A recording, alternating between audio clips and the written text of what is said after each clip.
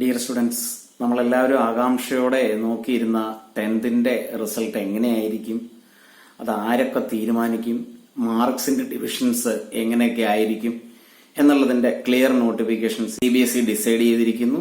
High level മീറ്റിംഗിന് ശേഷമുള്ള റിസൾട്ടാണ്, അല്ലെങ്കിൽ അതിന്റെ മാനദണ്ഡങ്ങളാണ് ഇപ്പോൾ പുറത്തു വന്നിരിക്കുന്നത്. അതിലെ ഓരോ സബ്ജക്റ്റിനും 20 മാർക്ക് വീതം ഇന്റേണൽ അസസ്മെന്റിനായി മാറ്റിവെച്ചിരിക്കുന്നു. ബാക്കിയുള്ള 80 മാർക്കാണ് സ്കൂൾ ലെവലിലുള്ള എക്സാമിൽ നിന്ന് തീരുമാനിക്കുന്നത്. അതിനുവേണ്ടി അതാത് സ്കൂളുകളിൽ 8 പേരടങ്ങുന്ന 8 മെമ്പർ ഒരു കമ്മിറ്റി ഉണ്ടാക്കുകയാണ് ചെയ്യുന്നത്. അതിൽ പ്രിൻസിപ്പൽ ആയിരിക്കും, ഒരു മെമ്പർ. ബാക്കി വരുന്ന 5 മെമ്പറുകൾ സ്കൂളിൽ തന്നെ ടീച്ചിങ് സ്റ്റാഫായിട്ടുള്ള മെയിൻ സബ്ജക്ട്സുകൾ പഠിപ്പിക്കുന്ന maths, Hindi, English, social, science, ഇങ്ങനെ മെയിൻ സബ്ജക്റ്റുകൾ പഠിപ്പിക്കുന്ന 5 സാറുമാർ. ഇങ്ങനെ പ്രിൻസിപ്പൽ ഉൾപ്പെടെ 6 മെമ്പേഴ്സായി CBSEയുടെ തന്നെ മറ്റ് സ്കൂളുകളിലെ ഏതെങ്കിലും 2 മെമ്പേഴ്സ് ആയിരിക്കും ബാക്കിയുള്ള 2 മെമ്പേഴ്സ്. അങ്ങനെ മൊത്തം 8 പേരടങ്ങുന്ന ഒരു കമ്മിറ്റിയാണ് ഈ റിസൾട്ടിന്റെ ഫൈനലൈസേഷൻ ചെയ്യുന്നത്. ഇനി ആ മാർക്കുകൾ എങ്ങനെയൊക്കെ ആയിരിക്കുമെന്നും ഫൈനൽ ഡേറ്റ്സ് എന്നൊക്കെയാണ്, റിസൾട്ട് എന്നാണ് വരുന്നത്, ഇതൊക്കെ നമുക്കൊന്ന് ഡീറ്റെയിൽ ആയിട്ട് ചർച്ച ചെയ്യാം. ഫസ്റ്റ് നമ്മൾ ഡിസ്കസ് ചെയ്തതാണ് ഫൈനൽ റിസൾട്ട് തയ്യാറാക്കുന്ന കമ്മിറ്റിയിൽ 8 മെമ്പേഴ്സ് ആണുള്ളത്. പ്രിൻസിപ്പൽ, അതാത് സ്കൂളിന്റെ പ്രിൻസിപ്പൽ അടങ്ങുന്ന ഒരു കമ്മിറ്റി. അവിടെ ആ സ്കൂളില് മെയിൻ സബ്ജക്ട്സ് പഠിപ്പിക്കുന്ന, അതായത് English, Hindi, maths, social, science, ഇത്രയും ഈ മെയിൻ 5 മെയിൻ സബ്ജക്ട്സ് പഠിപ്പിക്കുന്ന ടീച്ചർമാരായിരിക്കും.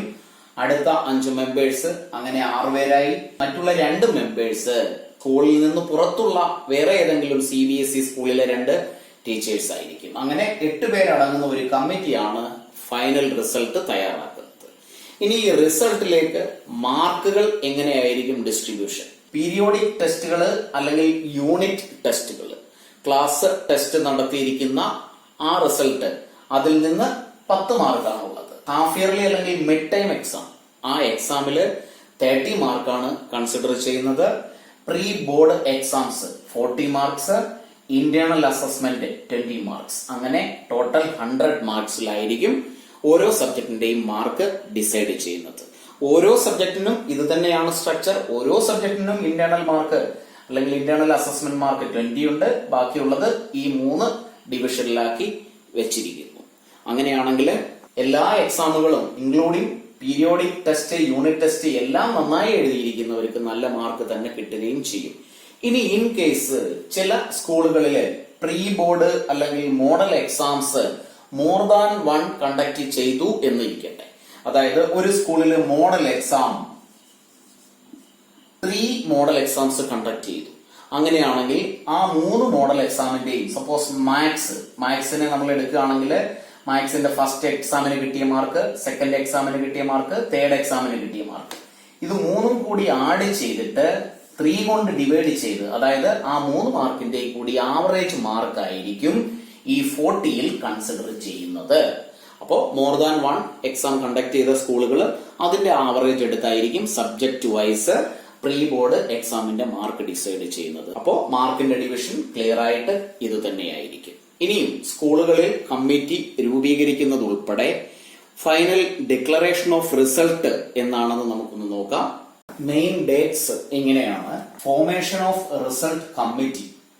സ്കൂളുകളിൽ റിസൾട്ട് കമ്മിറ്റി ഫോം ചെയ്യുന്നതിനുള്ള last date 5 May 2021. Provisions of subject wise, school wise distribution of marks as per previous board exams by CBSE. ഓരോ സ്കൂളുകളിലേക്കും previous exams conduct ചെയ്തപ്പോൾ മാർക്കുകൾ എങ്ങനെയായിരുന്നു assess ചെയ്തത്, അതുമായി ബന്ധപ്പെട്ട് സ്കൂളുകൾക്ക് വേണ്ട നിർദ്ദേശങ്ങളും അല്ലെങ്കിൽ മാർക്കിന്റെ ഡിസ്ട്രിബ്യൂഷൻ എങ്ങനെയൊക്കെ ചെയ്യണം എന്നത് തീരുമാനിക്കുന്നതും അതേ 5th മെയ് 2021 തന്നെയാണ്. Third one, finalisation of rational documents 10th May 2021. റിസൾട്ടിന് വേണ്ട ഡോക്യുമെന്റ്സ് അല്ലെങ്കിൽ നിങ്ങളുടെ ഡേറ്റാസ് കളക്ട് ചെയ്യുക, അതിന്റെ മാർക്കുകൾ എൻട്രി ചെയ്യുക, അങ്ങനെയുള്ള കാര്യങ്ങൾ, അതിനുവേണ്ട ഡോക്യുമെന്റ്സ് തയ്യാറാക്കുന്നതിന് 10th മെയ് 2021.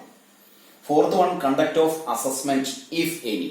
ഏതെങ്കിലും ഒരാൾക്ക് അസസ്മെന്റ് ഇനി അഥവാ പെൻഡിങ്ങിൽ ഉള്ളതാണെങ്കിൽ, ഏതെങ്കിലും സബ്ജക്റ്റിന്റെ എന്തെങ്കിലും അസസ്മെന്റ്സ് പെൻഡിങ് ഉണ്ട് എങ്കിൽ, ഇൻ കേസ് അത് കണ്ടക്ട് ചെയ്യുന്നതിനുള്ള ലാസ്റ്റ് ഡേറ്റ് ആണ് 15th May 2021.